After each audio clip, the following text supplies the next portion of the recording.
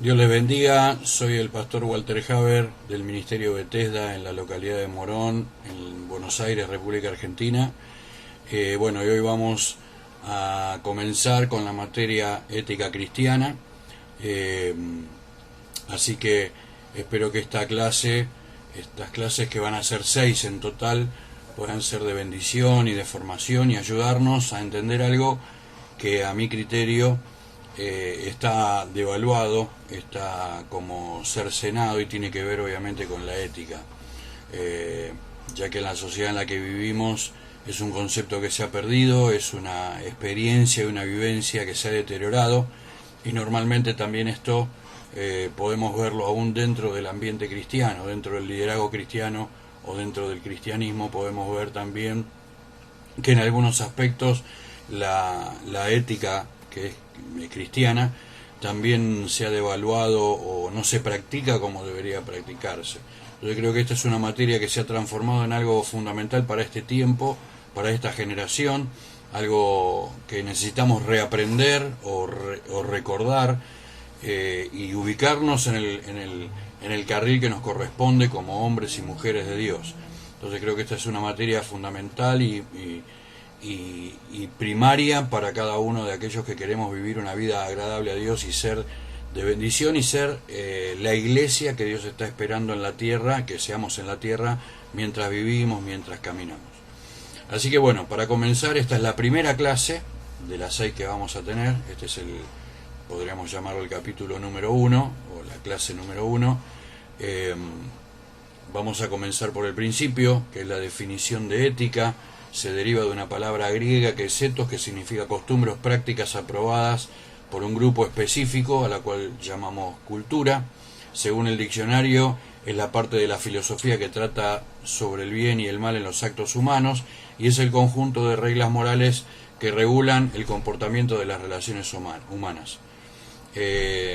La cultura, para que lo podamos comprender, es el conjunto de saberes, de creencias, de pautas de conducta de un determinado grupo social, incluyendo los miembros materiales que usan los miembros de esa comunidad para comunicarse entre sí y aún para resolver necesidades de todo tipo.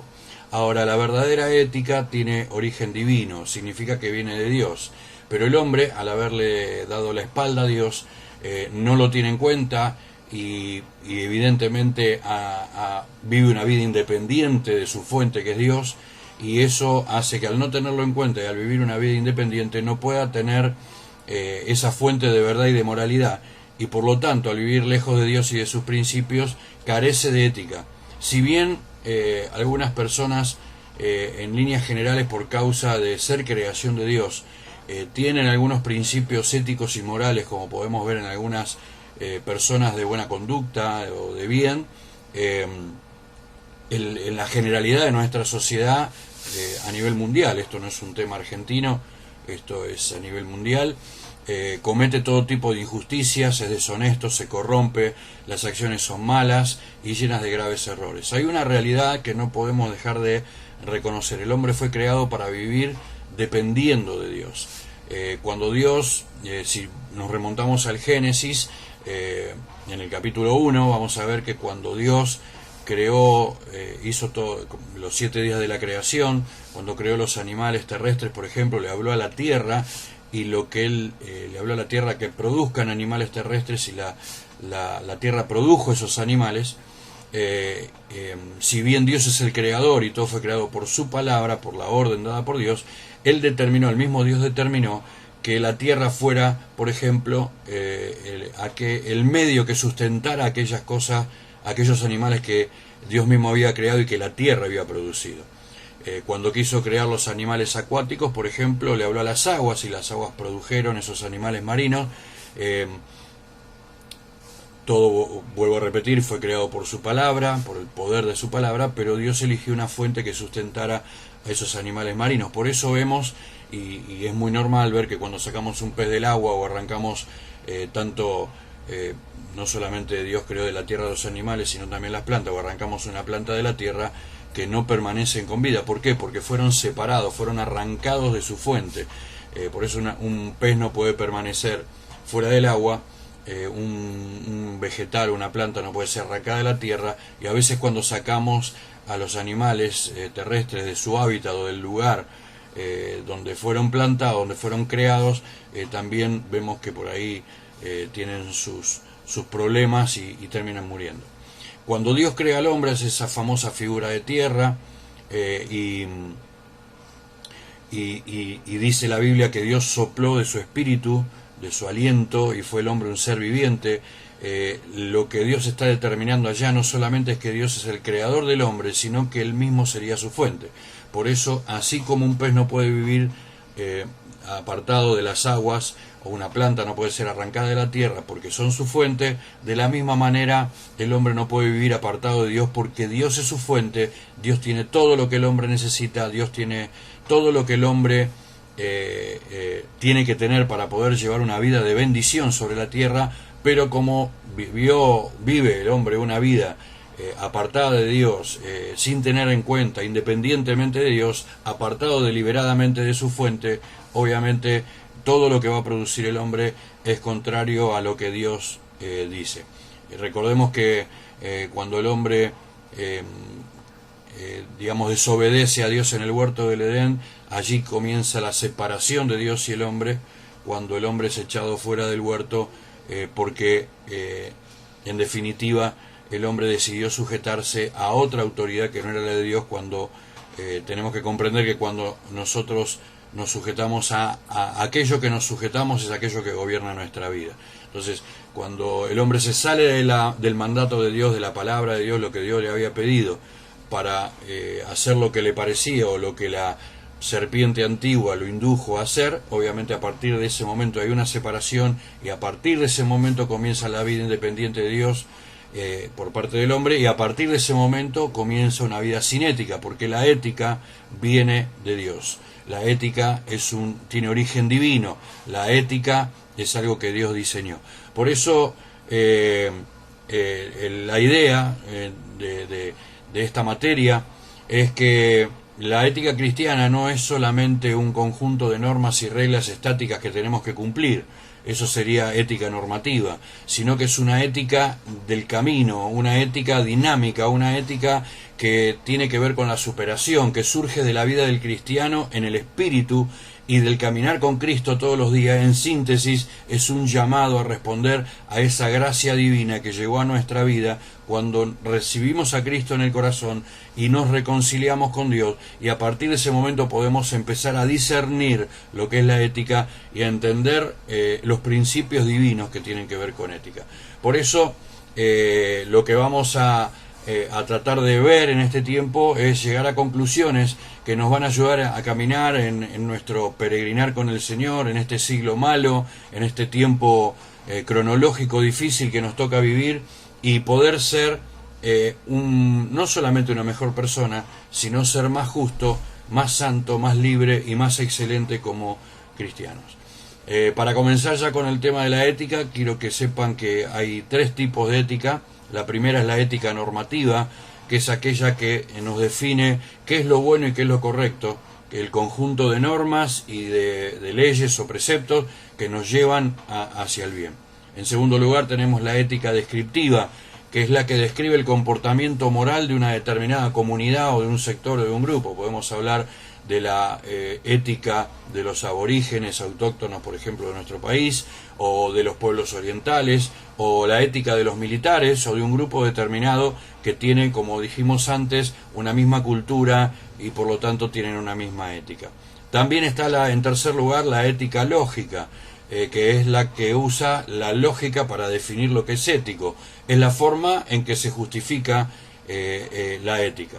Y dentro de esta podemos hablar de dos grandes clasificaciones, que es la ética deontológica y la ética teleológica. La ética deontológica, que tiene una raíz que proviene obviamente del griego, deon, que significa lo que debe ser, y logos, razón, es la que dice qué normas deben cumplirse sin considerar las consecuencias. La justicia es una acción que tiene que ver, que no se puede negociar y que debe cumplirse sin considerar las consecuencias. Por ejemplo, los primitivos cristianos de alguna manera aplicaban este tipo de éticas porque ellos entregaban su vida por la predicación del Evangelio. Dentro de la ética o dentro de lo que ellos creían, de lo que era su cultura, ellos entendían que predicar el Evangelio, que era un mandato de Jesús y sigue siendo un mandato de Jesús, era inevitable para la época en medio de un tiempo de persecución increíble como la que han vivido los primitivos cristianos.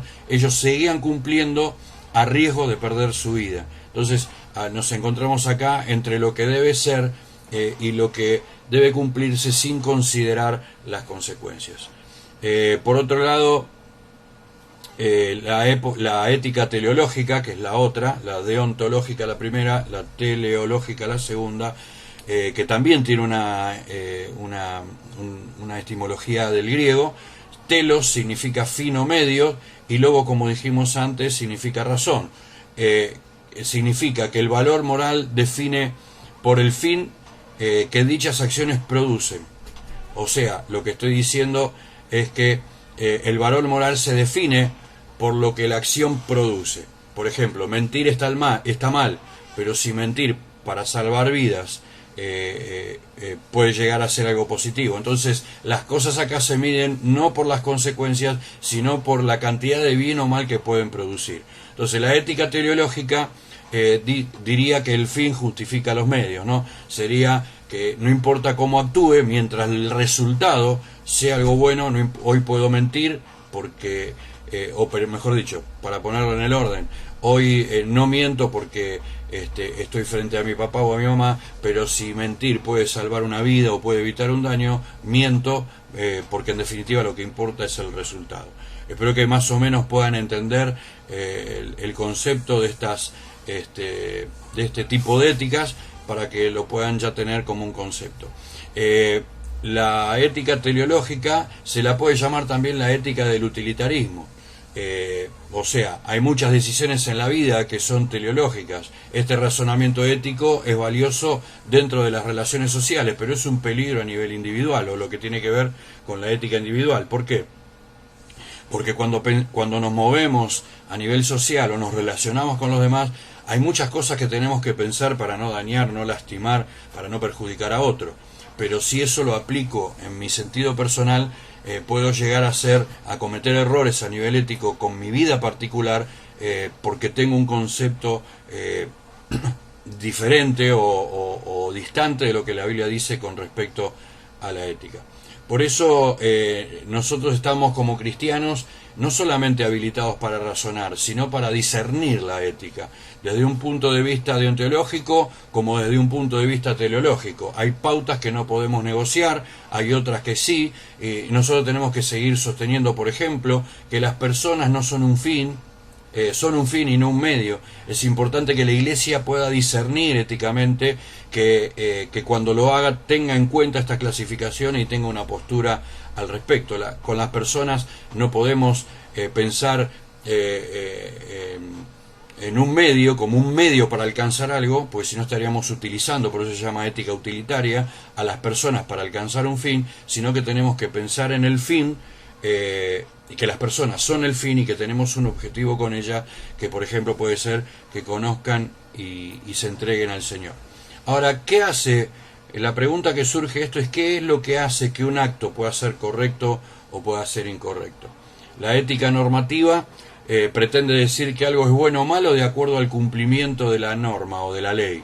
Pero vemos a través de la historia que este razonamiento ético al menos es parcial y limitado, no puede aplicarse o no es aceptado en todos los términos. Por ejemplo, los fariseos cumplían todos los preceptos, ellos eran puntillosos cumplidores de la ley. Sin embargo, Jesús los descalificó más que a cualquier otro grupo. O sea, la ley no implica justicia de por sí. O sea, el hecho de que yo haga algo no implica de que sea justo porque yo lo estoy haciendo. Entonces, ¿cómo justificar un acto? A veces una norma se puede fundamentar desde un punto de vista utilitarista y no está mal. Tiene que ver con la ética teleológica. Y otras veces puede ser algo complicado, puede ser un problema, puede ser una dificultad, puede ser algo aberrante. Aquí lo bueno es distinguir entre los bienes morales y los bienes no morales. Los primeros tienen que ver directamente con las personas, o sea, los bienes morales tienen que ver directamente con las personas. pero los bienes no morales tienen que ver, no tienen que ver con las personas. Por ejemplo, cuando uno dice el auto está bueno, qué lindo día, se está refiriendo a una ética no moral, ¿sí? Porque la ética moral tiene que ver con las personas y no con las cosas. Para la correcta toma de decisiones en lo que tiene que ver con lo ético, hay que definir el valor no moral. Por ejemplo, el placer es bueno y el dolor es malo. Ahora, a nivel social, ¿qué bien no moral tiene que ser maximizado? Un filósofo llamado Kant hablaba de que había que maximizar la creencia, ¿no? Y él hacía una pregunta: ¿te gustaría que todo el mundo haga esto? ¿Te gustaría que todo el mundo crea lo mismo que vos creés, viva lo que vos vivís? Por eso tenemos que entender que la ética no moral, el valor no moral tiene que ver con las cosas y el valor moral tiene que ver con las personas. Entonces, la ética teleológica sirve justamente para definir los valores no morales a nivel social y no mezclar las cosas para que no cometamos errores. Cuando nos topamos con bienes morales, o sea, todo lo que está relacionado con el ser humano, es conveniente volvernos a la ética deontológica. Entonces, recordamos que la ética deontológica decía que algo es incorrecto o correcto sin importar las consecuencias. Sin embargo, dentro de esto podemos hablar de dos éticas deontológicas: la ética deontológica pura y la ética deontológica mixta. La pura es la más extrema. Por ejemplo, nunca hay que mentir, el divorcio siempre será pecado. Esta ética, por algunos aspectos, puede ser mortal, digamos, ¿no es cierto? Y dar por resultado todo lo contrario a lo que uno desea. Por ejemplo, si bien mentir es algo, no mentir es un mandato del Señor y es algo absoluto, en cuanto al divorcio, la misma Biblia nos muestra que a pesar de que no es algo de Dios, hay casos donde sí se fue otorgado, no porque Dios lo avalara, sino por la dureza del corazón de las personas. Entonces, lo que nos enseña la ética también es a discernir, para no entrar en la ética pura, en la extrema, ¿no? De que las cosas tienen que ser así, porque las cosas así a rajatabla pueden terminar siendo perjudiciales para las demás personas y perjudiciales para nuestra propia vida también, porque estamos, digamos, haciendo algo contraproducente hacia los demás. La mixta, que es la segunda, la pura es la primera, la segunda es la mixta, interpreta las normas dentro de un contexto, y esto es lo bueno. Por ejemplo, el matrimonio, volviendo al ejemplo, donde uno, obviamente, como por ejemplo como consejero espiritual o como alguien que atiende matrimonios, la consigna es que el divorcio no está avalado por Dios, pero por ejemplo, si llega a haber violencia física, violencia emocional o violencia espiritual, obviamente hay que tomar una separación. De hecho, el apóstol Pablo habla a los matrimonios y dice que se separen de mutuo consentimiento, o que tomen distancia, para usar otra palabra y no confundir, que tomen distancia por un tiempo para dedicarse a la oración, porque siempre el objetivo es, por ejemplo, en el caso matrimonial, restaurar o buscarle una solución al matrimonio. Pero hay momentos donde quizás requieran la distancia, porque es lo más conveniente por el bien de la persona. Recordemos que si hay algo que Dios no quiere, es que la persona sufra violencia, ya sea mental o emocional, psíquica, física o espiritual. Entonces, eso está por encima del concepto del matrimonio. Primero está el individuo y luego está la pareja. Ahora, obviamente que si esa pareja no acepta o no llega a un punto de restauración, podríamos catalogar que es por la dureza del corazón, que es el mismo ejemplo de la época de Moisés como el mismo ejemplo que dio Jesús a sus discípulos. Entonces, volviendo a repetir, la ética mixta entonces trata de buscar, de aplicar normas o interpretar normas dentro de un contexto para poder aplicarlas de manera efectiva. Entonces, el mismo Kant, el autor que hablábamos recién, decía: siempre hay un absoluto que es indisputable. O sea, hay cosas que no se negocian, pero hay otras que sí se pueden ver caminos alternativos para poder llegar a una respuesta. Ahora, esto lo tomamos así, o lo expliqué muy rápidamente para que podamos tener un panorama de lo que es la ética según las corrientes filosóficas o las corrientes de pensamiento y las distintas concepciones que hay, Pero hay una nueva clasificación y que tiene que ver con nosotros los cristianos, y es la ética del espíritu, que se relaciona con el discernimiento ético. Quiero decirles que los únicos que pueden tener discernimiento de lo espiritual somos aquellos que tenemos a Cristo en el corazón. No se puede discernir lo espiritual sin Cristo. Sin Cristo no hay revelación espiritual, sin Cristo no hay discernimiento. Entonces la única manera de poder entender la ética del espíritu, la ética divina, que es la que nosotros debemos practicar, la podemos tener o la podemos concebir o la podemos practicar aquellos que tenemos a Cristo en el corazón. Y deriva directamente del discernimiento ético de un cristiano lleno del Espíritu Santo. Esto también está bueno aclararlo. Yo creo, esto es algo personal, cuando Jesús dice separados de mí nada pueden hacer, no está diciendo que se vayan al mundo, que nieguen a Dios, que se vuelvan anti Dios o que empiecen a practicar las cosas de las que han salido con Cristo, de las distintas experiencias de vida. Yo creo que cuando Jesús dice separados de mí nada podemos hacer, significa a la distancia de Jesús, a 1 metro de Jesús, a 20 centímetros de Jesús, ya la cosa no funciona como debería funcionar. Porque el discernimiento es el resultado de una relación. Y la relación, hay un pasaje en la Biblia donde Jesús dice, Padre, que ellos sean uno, como tú y yo somos uno. Y está hablando de la unidad, está hablando de el amalgamiento entre el Padre y el Hijo. Y de la misma manera, nosotros tenemos que estar unidos, pegados, podría ser una palabra más práctica, pegados a Dios como Jesús estaba pegado a su Padre. Entonces hablamos y entendemos de que es imposible el discernimiento y es imposible vivir una ética espiritual, una ética del espíritu o ser un cristiano lleno del espíritu a la distancia de Jesús. Por otro lado también sabemos que cuanto más nos apartamos, o sea, cuanto comenzamos a deslizarnos, nos comenzamos a abrir del camino y cuanto más tiempo pasa, más separados estamos. Entonces, la ética la ética espiritual del espíritu, la ética del cristiano lleno del Espíritu Santo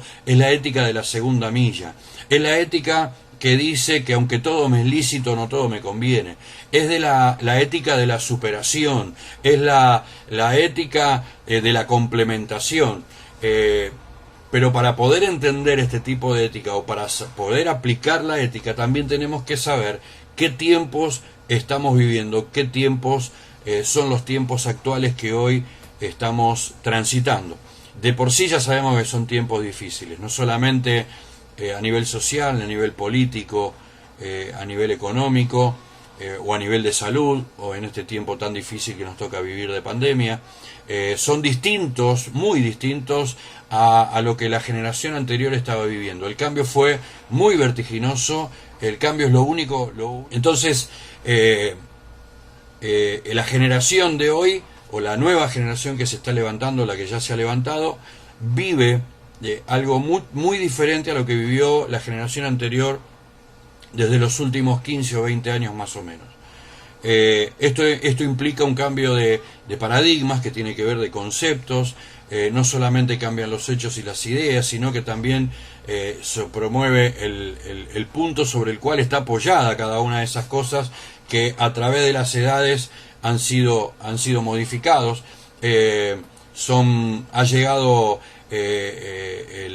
con esta corriente lo que fue denominado el posmodernismo, que es un fenómeno que es producto y nace como superador del modelo de la modernidad, o sea, es el movimiento posterior a la modernidad, el posmodernismo. Después del modernismo viene, por eso se lo llama posmodernismo, que a la vez contradice porque es totalmente opuesto al razonamiento de la modernidad. Entonces, hay un autor que es un doctor, José María Mardones, que analiza el posmodernismo y señala algunos conceptos importantes para poder entender. Dice que por ejemplo, dice que el posmodernismo es la expresión de la conciencia fragmentada, lo cual supone que ya no existen, o al menos no son creíbles, los sistemas de la ideología unitarios, absolutos, totalizadores, que tratan de expresar una lectura correcta de la realidad. Entonces, este hombre lo que está diciendo es que ya no hay ideologías unidas, ni absolutos, todo es relativo, ni totalizadores, y tratan de expresar una lectura correcta e inequívoca de lo que es la realidad. Por eso este hombre nos sugiere que la única manera de poder entender el posmodernismo es con los efectos socioculturales que transmite. Por ejemplo, una de las cosas que transmite el posmodernismo tiene que ver con las modas. Si bien las modas existieron siempre, hoy las modas son extremas, ¿no? Podemos ver en los peinados, en la ropa, en la forma de vestir, en la forma de hablar, en las expresiones que tienen. La gente grande o la gente madura para el posmodernismo ya están de vuelta. Hay un descreimiento total de la justicia, no creen en la igualdad, el amor es algo muy superficial y nada que ver con el verdadero significado del amor. Pretenden ser pragmáticos, o sea, obtener resultados, pero al mismo tiempo viven encerrados en su propio pensamiento y no tienen ningún resultado. Hay un escapismo de la realidad a través de las drogas, el dinero, el poder, la sensualidad. En síntesis, lo que el posmodernismo pregona o predica es que en la vida hay que pasarla bien, y esto tiene que ver con el hedonismo, ¿no? La consigna es vivir lo que mejor se pueda en la situación que te fue dada, o sea, dentro del contexto que te toca vivir, disfrutala como puedas, disfrutala al máximo dentro del contexto en el que te tocó vivir. Por eso el posmodernismo desconfía radicalmente del optimismo, ya no hay lugar para la creencia. No hay un camino claro para llegar a una sociedad más justa, para una sociedad más libre, que para poder desarrollarse, para poder crecer, que es el postulado de la modernidad. La realidad es que entre lo que dicen y los resultados que tienen hay un abismo en el medio, o sea, el enunciado del posmodernismo no coincide con los resultados que tienen. Y por otro lado, las otras formas de vida o de cultura o de gobierno tampoco han suplido las expectativas. El marxismo, el comunismo o la extrema izquierda no logró instaurar esa sociedad junta que predicaba, y el capitalismo tampoco pudo establecer ese progreso sin límites que pregona. Por lo tanto, el posmodernismo es el resultado de todos los errores que se han cometido dentro del modernismo, ¿no?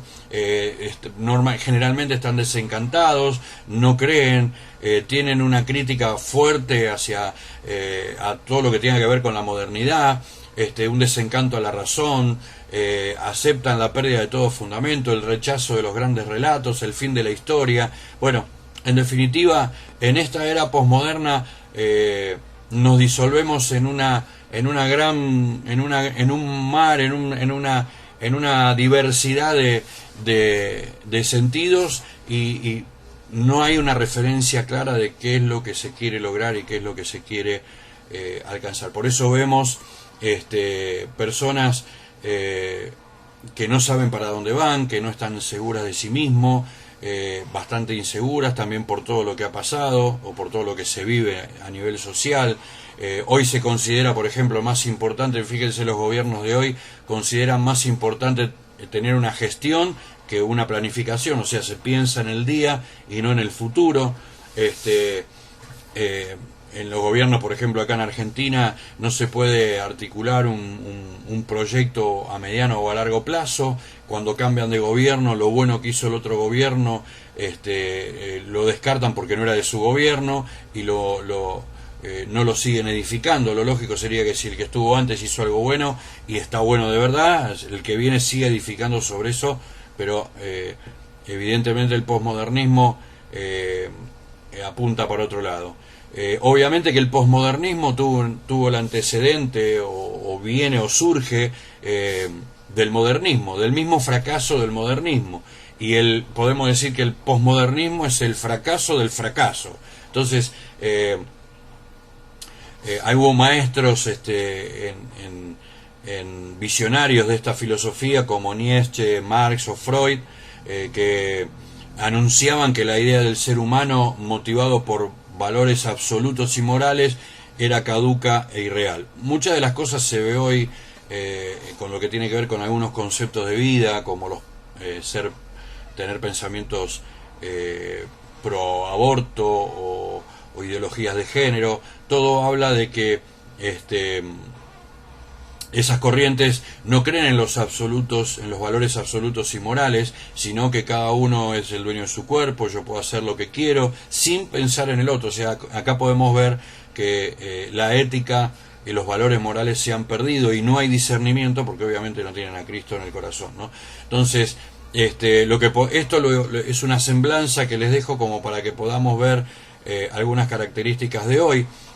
También podemos encontrar dentro de esto que ya no hay una búsqueda de lo espiritual, se han quebrado las lealtades tradicionales, las lealtades ideológicas que tienen que ver con la religión o con los sindicatos, los gremios o sociedades entre personas, la precarización del trabajo, la desocupación, los robos, los asaltos, los asesinatos, todo lo que la juventud está viviendo, el rompimiento de los valores morales y éticos del pasado. Recuerden que hace un rato dije que todo lo que tenía que ver con la gente madura o la gente mayor para el posmodernismo está pasado de moda. La pobreza extrema, las riquezas exuberantes que viven aún en la misma sociedad, tenemos muy pobres y tenemos muy ricos, y la clase media o la franja media tiende a desaparecer. Entonces todas esas cosas que tiene que ver también con la dignidad humana, el pluralismo de las ideas, los credos, las filosofías, el sincretismo, son ideales del pasado. Entonces todo este análisis que acabo de hacer, tanto de lo que es la ética como la situación en la que vivimos, y esto no es una situación argentina o latinoamericana, es una situación mundial, en mayor o en menor grado en todos los países del mundo, el posmodernismo es lo que gobierna, es lo que reina, es lo que se vive. Entonces la pregunta que surge es: ¿qué lugar hay para la ética? ¿Qué lugar hay para la ética cristiana? ¿Qué importancia tiene hablar de ética cristiana hoy? Y la otra pregunta que surge: ¿es relevante el cristianismo para la sociedad, el cristianismo de esta época para la sociedad? ¿La Iglesia tiene algo que decir o algo que hacer en un mundo posmoderno? Por eso lo que vamos a ver ahora es el papel y la ética de la Iglesia en el mundo posmoderno. Romanos 12:2 dice: no se amolden al mundo actual, sino sean transformados mediante la renovación de su mente, y así podrán comprobar cuál es la voluntad de Dios, buena, agradable y perfecta. El apóstol Pablo dice: no se ayornen, no se vuelvan como el mundo de hoy, sino que nuestra mente, los cristianos, seamos renovados en nuestra manera de pensar, porque si no renovamos nuestra manera de pensar, no vamos a poder comprobar cuál es la voluntad de Dios, que es buena, agradable y perfecta. O sea, la única manera de poder entender la voluntad de Dios es renovando nuestra mente y renovando nuestra manera de pensar. Por eso, ¿qué papel relevante cumple la Iglesia en este tiempo de posmodernismo, donde reina el utilitarismo, donde reina el individualismo o egoísmo, el hedonismo, la desesperanza, el escapismo, el facilismo, el pragmatismo, el sensualismo, el emocionalismo y otros sismos negativos que están sobre el ser humano y sobre la sociedad? Si hay algo que hoy encaja perfecto en esta sociedad, es el tango Cambalache de Discépolo. Es mucho más preciso para hoy que para cuando fue escrito. Ahí vemos que en nuestra sociedad la ética no existe, sino que es un disfraz para justificar intereses personales. Que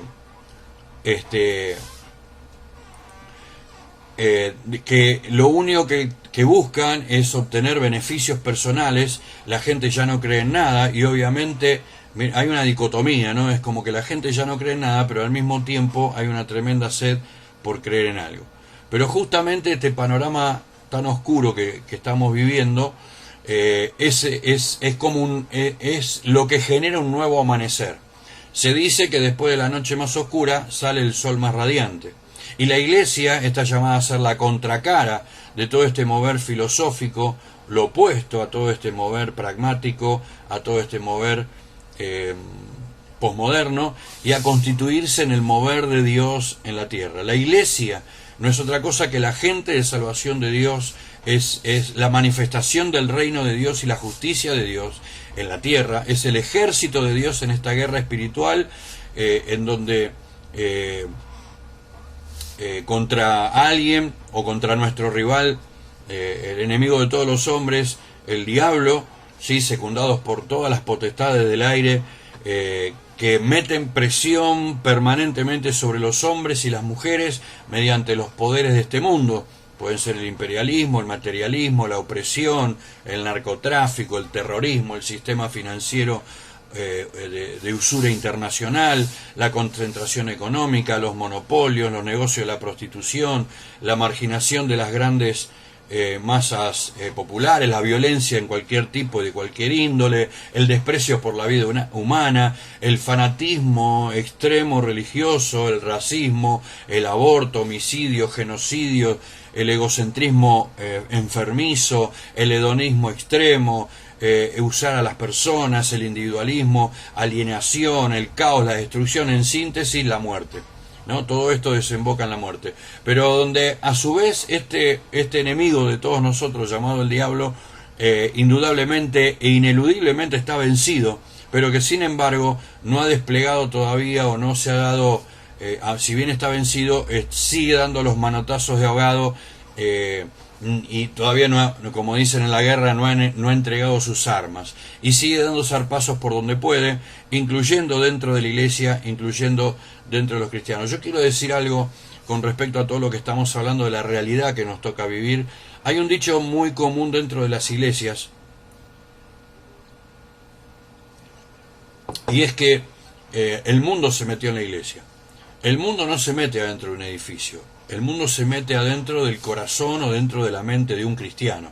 Cuando decimos que el mundo se metió en la iglesia es porque primero se metió en la vida de alguien que ya cree en el Señor Jesús, alguien que bajó la guardia, alguien que tomó distancia, alguien que se enfrió espiritualmente, alguien que perdió su relación con el Espíritu Santo.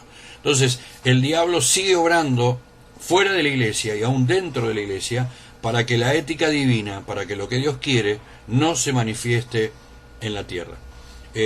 A pesar de todo lo que vengo diciendo, vale también aclarar que en esta batalla espiritual entre el reino de Dios y el reino de las tinieblas, la iglesia, como aquel que está del lado de Dios, ha avanzado y ha retrocedido a lo largo de la historia. De acuerdo a cómo la iglesia interpretó cada momento o cada ocasión su cometido, su misión, la metodología, su poder, en ocasiones la iglesia influyó para bien en la sociedad, como por ejemplo la iglesia primitiva, o la iglesia en la época de la Reforma, o en los avivamientos, por ejemplo, de Wesley, en los despertares espirituales del norte de Europa, de Estados Unidos, en diversos momentos, como los moveres fuertes del espíritu que hemos tenido en Argentina.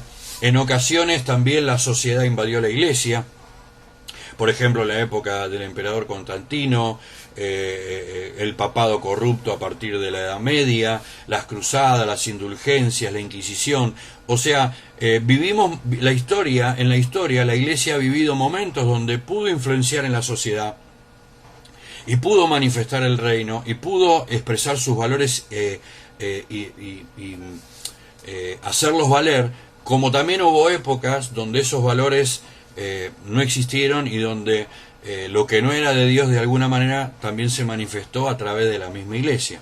Hoy vivimos un momento crucial, o marcamos un momento trascendental en la historia de la iglesia, o marcamos rumbo y somos factores de cambio y preparamos la venida del Señor, lo que se llama la parusía, o nos diluimos en las tendencias filosóficas de este mundo que están contaminadas por el diablo. Entonces, o escribimos la historia presente poniendo un punto de arranque en donde el Espíritu Santo pueda hablar con libertad, o dejamos que el diablo siga avanzando con todo lo que él tiene para destruir a la sociedad, porque no nos olvidemos que el objetivo del diablo no es ir solamente contra Dios, sino que tocar el especial tesoro de Dios que son los hombres. Y cuanto más pueda destruir la familia, cuanto más pueda destruir la sociedad, cuanto más pueda destruir a los hombres y mujeres de Dios y a los que creen en el Señor, mayor alcance tendrá el objetivo que Él tiene en contra de nosotros, ¿no? Por eso podemos decir sin equivocarnos que la Iglesia del Señor tiene una misión que trasciende los espacios y el tiempo, que trasciende las culturas y los sistemas políticos que pueda haber hoy en la tierra, ya que está fundamentada en el mandato del mismo Jesús. Y así también tiene una ética que trasciende los tiempos, que posee medios para actuar, tan importantes o más que los propios fines, y como bien señala un grande de la historia, que es Martin Luther King, él dijo esto: los fines preexisten en los medios. Así como no hay misión sin iglesia, podemos decir que no hay misión, que es el fin a alcanzar, sin un camino ético hacia esa misión, o sea, los medios que vamos a usar para alcanzar el fin por parte del pueblo de Dios. Ahora, una nueva pregunta que surge es: transitan por este camino las congregaciones cristianas, los cristianos hoy en día? Uno de los antivalores del posmodernismo de hoy es huirse de la realidad, el escapismo, como le decimos, generando todo un simulacro de espiritualismo, de misticismo y de emocionalidad. Hoy podemos ver en el cristianismo muchas cuestiones que tienen que ver con más emociones, con misticismos más que con espiritualidad, ¿no? A veces a través de la música armoniosa o de distintos medios podemos llegar a hacerle creer a la gente que está haciendo cosas buenas para Dios, cuando en realidad es todo emocional y no tiene nada que ver con lo espiritual. Por eso puede haber también, así como hay un escapismo en la sociedad, puede haber un escapismo espiritual también en cada uno de nosotros. Cuando la iglesia se llena de programas, de productos de consumo religioso, de los grandes shows y los grandes espectáculos de la fe, estructurados, organizados, donde la propuesta es de autoayuda, de grupos de apoyo, de células de contención, todo muy válido, por cierto, pero nos olvidamos que tenemos un proyecto dentro del mundo, ¿sí? Y eso hace que podamos estar fracasando realmente a lo que Dios quiere que podamos hacer, que realmente es lo que tenemos que hacer en el tiempo en que vivimos, y nos aparta. Aunque hagamos cosas buenas, no cumplimos con el fin que deberíamos cumplir. Por eso tenemos que preguntarnos si la iglesia realmente está haciendo la voz de Dios para su sociedad, o si estamos equivocando el camino.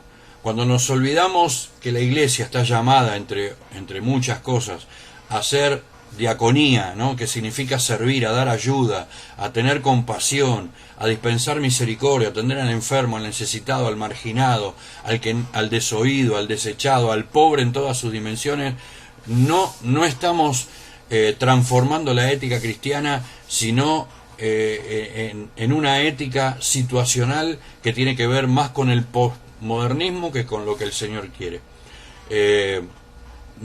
También tenemos que entender esto: la iglesia tiene que tener un equilibrio, porque a veces nos centramos mucho en todo lo que tiene que ver con la atención social, y nos olvidamos del trabajo que tenemos que hacer como pastores o como iglesia dentro del corazón de la gente.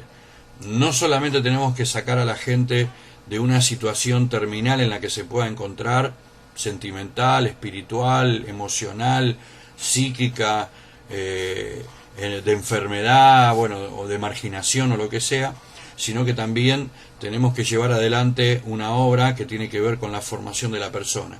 Recuerden que el Señor Jesús no nos mandó solamente a predicar el Evangelio, sino también a ser discípulos. Entonces, cuando no hacemos discípulos, estamos ejerciendo una ética que atiende situaciones, que atiende algo efímero, que atiende algo que tiene que ver con las circunstancias de la vida, y nos volvemos en un movimiento posmoderno.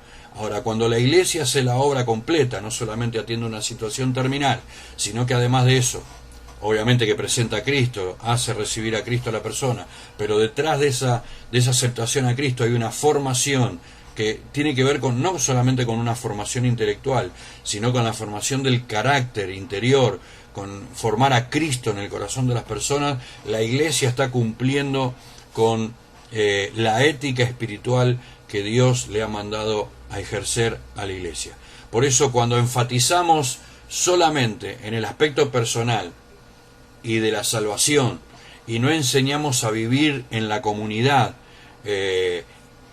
indirectamente dando un mensaje, olvídate del que tenés al lado, estamos caminando al revés. Y en otro orden de cosas, hay conciencia de la responsabilidad que la Iglesia tiene por un lado, pero, y actuamos como responsable, como representante de Jesucristo, pero al mismo tiempo después por ahí actuamos de otra manera, y todo eso que tiene que ver con el enunciado cristiano para cada uno de nosotros queda en el aire. Por eso la meta es reunir todas las cosas en Cristo. El Evangelio es un gran relato, es el gran relato, es el relato absoluto, totalizador, único y transformador. Ahora, en la práctica cotidiana, o en la de todos los días, en este mundo, ¿cómo respondemos al desafío de ser la contracultura? Porque hoy está implantado el posmodernismo. El cristianismo, o la ética cristiana, o el cristianismo, vendrían a ser la contracultura de lo que está viviendo la tierra. Entonces, y ser transformados mediante la renovación de la mente, como dice Romanos 12, a los efectos de poder aplicar la voluntad de Dios, no solamente en nuestra vida, sino llevar a esa voluntad a los demás, porque la Biblia dice que esa voluntad de Dios es buena, agradable y perfecta. Entonces, se puede, cuando entendemos lo que Jesús quiere, cuando nuestra mente se renueva, cuando escuchamos a Jesús hablar y decir que los últimos serán los primeros, o que de los niños es el reino de los cielos, o aquel que quiera hacerse grande entre ustedes será su servidor, es donde vemos los conceptos que nos ayudan a mantenernos en esa ética cristiana o en ese cristianismo que es contracultura de la sociedad en la que vivimos hoy. Por eso debemos ser fieles en lo poco para que el Señor nos ponga sobre mucho. La realidad es que este pasaje nos enseña que debemos empezar con lo que tenemos a mano, debemos ser fiel con eso pequeño que el Señor puso en nuestra mano, y eso generará un voto de confianza mayor del Señor para cada uno de nosotros. Por eso hay un autor argentino, un cantautor argentino que se llama Facundo Cabral, que decía: vuele bajo porque abajo está la verdad. Sueños grandes se van a lograr de la mano de pequeños servicios. Por eso, ante la imposición, porque yo creo que el posmodernismo es una imposición, una invasión, aún en contra de la creencia y aún en contra de los valores y la moral de mucha gente de la sociedad, es necesario responder con la formación de comunidades de resistencia, que tiene que ver con pequeñas comunidades que son pequeñas, pero que son fuertes en su interior. Iglesias que no solo crecen numéricamente, sino que pueden vivir un estilo de vida basado en los valores del reino. Deben ser comunidades por elección en una época donde uno de los valores máximos es la libertad, pero que el posmodernismo ha llevado la libertad a un libertinaje.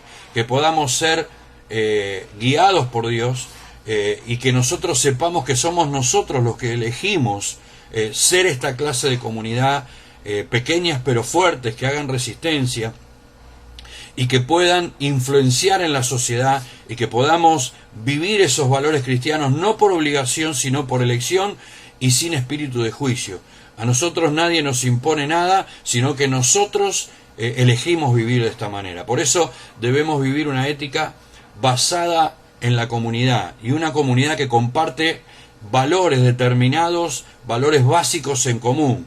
Cuando hablo de comunidad, hablo de la iglesia, y cuando hablo de valores básicos en común, hablo de que todos no solamente vivamos, sino que enseñemos e influenciemos sobre otros para que vivan esos valores, a pesar de todas las limitaciones que podamos tener, y a pesar del pecado que todavía puede habitar en nuestra vida, y a pesar del mundo que nos rodea. La iglesia es la única salida para que los valores divinos se mantengan sobre la tierra y para que los valores divinos como contracultura puedan influenciar y hacer retroceder todo este posmodernismo diabólico que quiere venir a barrernos y a pasarnos por encima como la nada.